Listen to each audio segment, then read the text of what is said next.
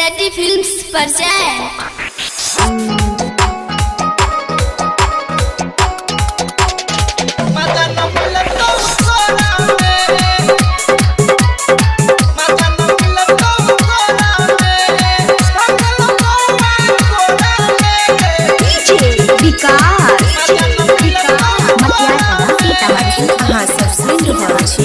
पवन पुरवैया सहनी के तोरा से अब नहीं मिलबोगे छौरी, तोरा से अब नहीं मिलबोगे छौरी। घर के पिछोरा में भगेलो बौआ कोरा में, भगेलो बौआ कोरा में के मजा न मिलतौ तोरा में। भगेलो बौआ कोरा में के मजा न मिलतौ तोरा में। भगेलो बौआ कोरा में के मजा न मिलतौ तोरा में। recording by सेटी फिल्म्स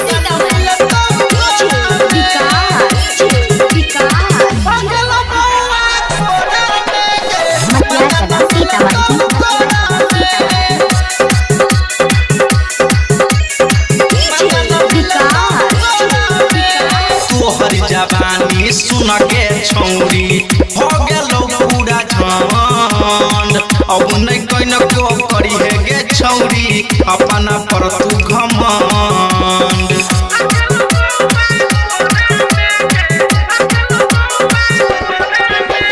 तोहर जवानी सुन गे छौरी हो गेलो पूरा झंड। अब नहीं कहीं को करी है गे छौरिया अपना पर तू घमंड। तोरा जवानी के छाली नहीं खइबौ ओही ना रहत कटोरा में। भगेलो बौआ कोरा में मजा न मिलतौ तोरा में। भगेलो बौआ कोरा में गे मजा न मिलतौ तोरा में। मजा न मिलतौ तोरा में।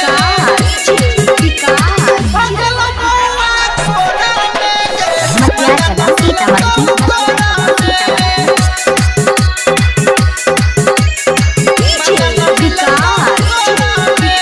राइटर संजीत कहै छौ तोरा में अब नहीं उ रहलौ। पानी के जेना तोहर जवानी पूरा के छौरिया बहलौ।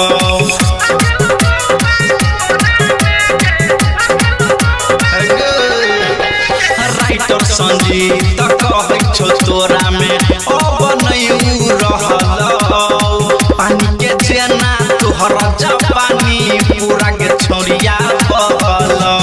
पवन पुरवैया के संगे माजा लेने चले कोरा में। भगेलो बौआ कोरा में गे मजा न मिलतौ